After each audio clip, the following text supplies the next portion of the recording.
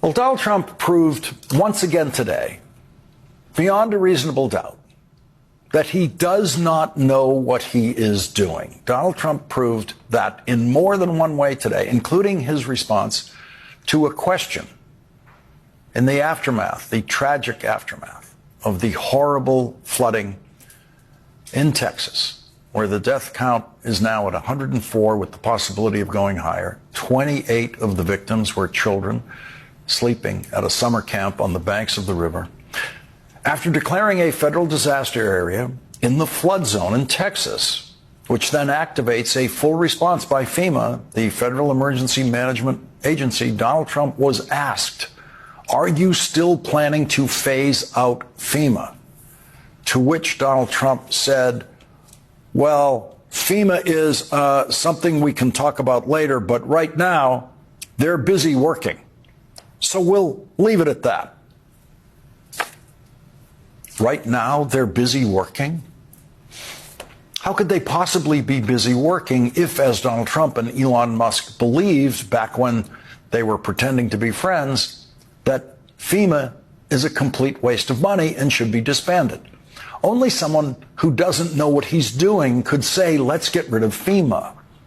There's a reason no other president has ever suggested that, because every other president always knew that FEMA was busy working somewhere, because FEMA's work goes on long after the disaster is in the news, and that work always overlaps with new FEMA jobs that come along when other very predictable disasters take place, like hurricanes during hurricane season or horrible massive flooding in a place in Texas known as Flash Flood Alley. That's the area where that deadly flood occurred.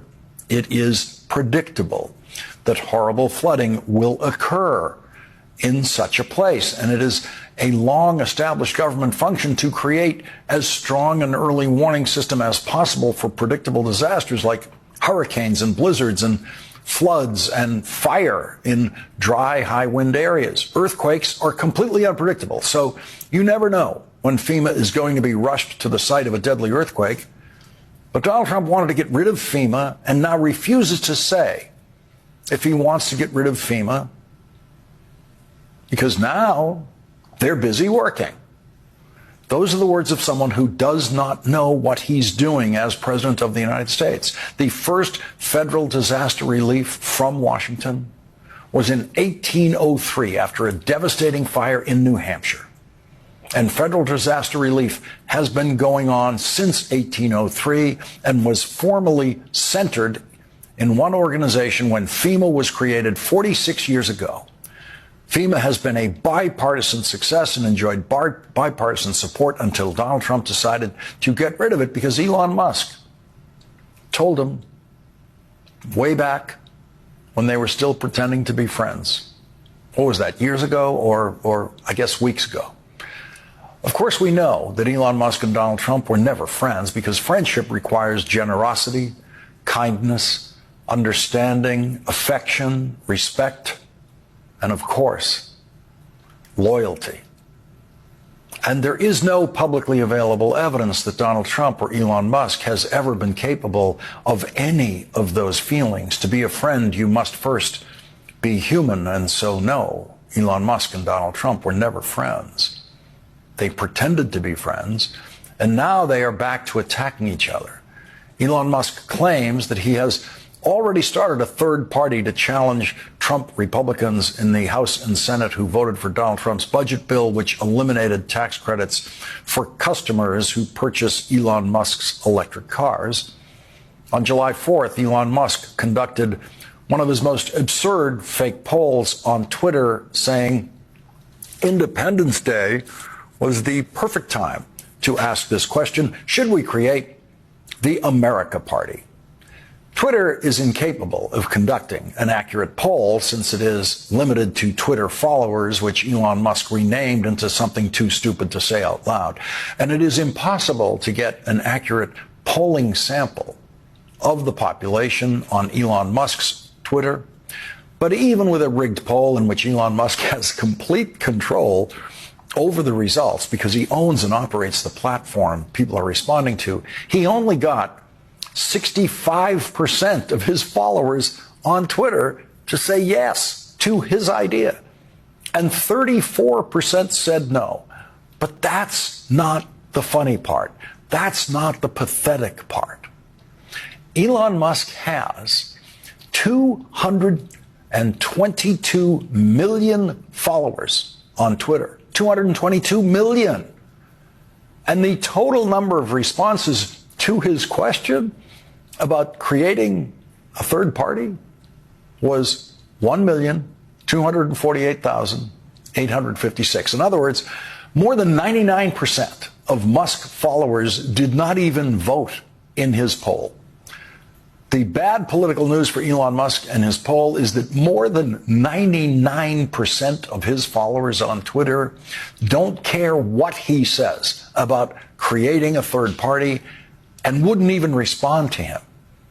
But Elon Musk, like Donald Trump, is incapable of embarrassment, and so he might start a political party, and he might not, but he hasn't done it yet, even though he has claimed that he already did it. Elon Musk has actually filed nothing about his party organization with the Federal Election Commission, and so his plan to, as he put it, target 8 to 10 House seats and 2 to 3 Senate seats means absolutely nothing until he files for a party certification with the FEC. And since Donald Trump, in effect, controls the Federal Election Commission now, it might not be so easy, even for the richest person in the world, to get a new party certified to compete against Donald Trump and Donald Trump's party in federal elections.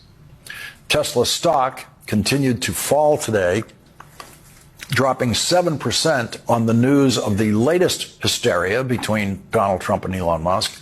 Donald Trump says that Elon Musk is completely off the rails. And again, because Donald Trump has no capacity for embarrassment and his followers seem to religiously believe he can do no wrong, Donald Trump doesn't have to apologize to any of his followers for having previously said Elon Musk is a genius and entrusted Elon Musk with their Social Security and their tax files, for all we know. Donald Trump did that just a few weeks ago, but Donald Trump doesn't have to apologize for giving Elon Musk the keys to the government, literally, in some cases, actual keys that were used to lock out government workers. Donald Trump doesn't have to apologize to his followers for letting Elon Musk fire people or force them to quit at places like FEMA. Donald Trump doesn't have to apologize to his followers for letting someone who is completely off the rails take over so much of the government that those people voted for Donald Trump to run. But Donald Trump doesn't know what he's doing. That's why he let Elon Musk do what he did in government. And now Donald Trump is saying on social media, I am saddened to watch Elon Musk go completely off the rails, essentially becoming a train wreck over the past 5 weeks. This is the same guy, Donald Trump, who used federal property to try to sell Elon Musk's cars and pump up the Tesla stock price. This is the same Donald Trump who turned the White House driveway into a Tesla dealership for a day and gave Elon Musk the biggest TV commercial ever recorded on federal property. In fact, it's the only one because it's illegal to record TV commercials on federal property. Donald Trump doesn't know what he's doing. That's why he did that. That's why he does everything he does. He does not know what he's doing. Donald Trump may be finally right about something when he says Elon Musk is off the rails, but neutral Musk observers have been saying exactly that for years, long before Elon Musk decided to become the biggest political contributor in history and give every dollar necessary to win a presidential election for Donald Trump. Elon Musk is no more off the rails today than he was a year ago or the year before that. And if Elon Musk is off the rails, how far from the rails is Donald Trump? Are the rails even in sight from wherever Donald Trump's mind is tonight? Donald Trump absolutely does not know what he's doing about tariffs. And we now have what Politico calls a person close to the White House, familiar with the trade talks and granted anonymity to discuss sensitive negotiations, saying Trump knows the most interesting part of his presidency is the tariff conversation. I find it hard to believe he's going to surrender it that easily. It's all fake. There's no deadline. It's a self-imposed landmark in this theatrical show, and that's where we are. The Trump tariffs theater continued today. Donald Trump sending letters first to Japan and South Korea about tariffs, then to about a dozen other countries who are tiny participants in world trade.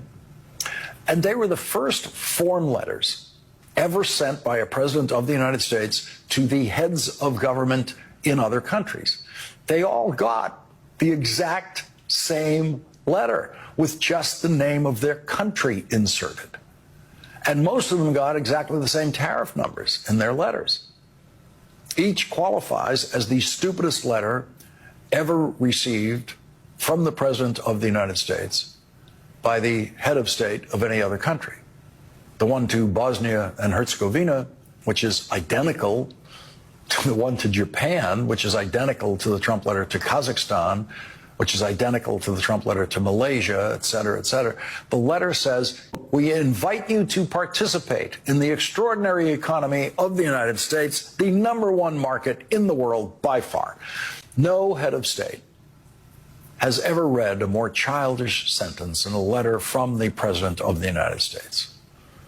The letter says, we will charge Japan or South Korea or another country a tariff of only 25% on any and all products sent into the United States. And that is a lie.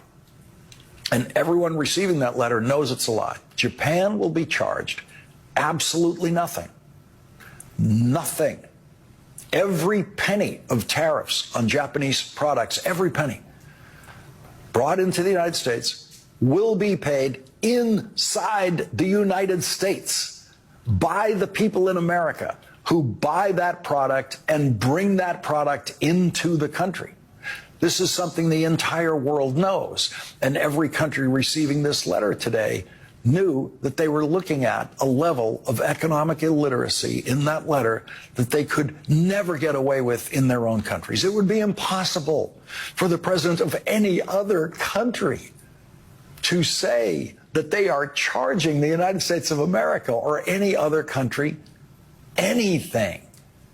Their voters would all know they were lying, because no country anywhere in the world has the legal authority to tax any other country, and no country has ever done it. Tariffs are paid entirely by the country that imposes the tariffs. That is something that Donald Trump has been lying about for his entire political career, and the White House press corps relentlessly proves its inability to understand what a tariff actually is. On July 4th, Donald Trump told reporters what these letters would say. It's basically going to explain what the countries are going to be paying in tariffs, and it's very important. It's a lot of money for the country, but we're giving them a bargain. Because if I went by the true deficits or by other ways of measuring, it could be a lot more. We don't want to. I don't want to stretch it too much. We want to keep it pretty reasonable. Yeah. And I think it's very reasonable. Mr. President, what countries will you be sending those letters to first? That's it. What countries will you be sending the letters to? That's the next question. Donald Trump just said to White House reporters that his letters would, quote, explain what the countries are going to be paying in tariffs, and not a single White House reporter said to him, but the countries don't pay anything in tariffs. Why do you keep saying that? White House reporters do not know how tariffs work. We have to assume that, because if we don't, we're then assuming they are just too afraid. They are terrified to ask Donald Trump why he keeps telling that lie. White House reporters prove every single time that Donald Trump talks about tariffs that they know nothing about tariffs. Trump campaign reporters spent years publicly not understanding tariffs and proving that they do not understand tariffs. They have never, ever, ever asked him, why do you keep telling that lie? There might have been one reporter once or twice who said something like that. But think of the now thousands of times he's told that lie. You've heard him tell that lie. And those reporters just say to him, who are you going to send the letter to?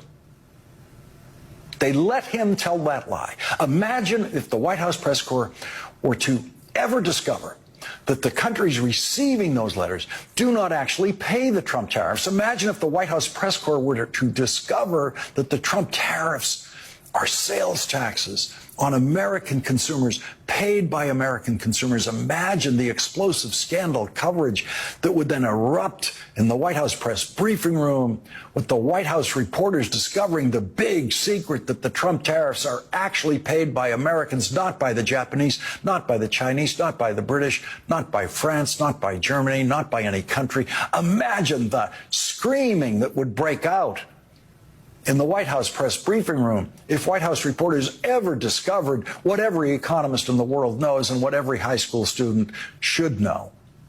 That's where I learned about tariffs, in Henry Lane's high school American government class. And we know what screaming White House reporters sound like, because that's what they did in the Biden White House all the time, about nothing. Screaming all the time. They do not dare. They do not dare raise their voice, ever,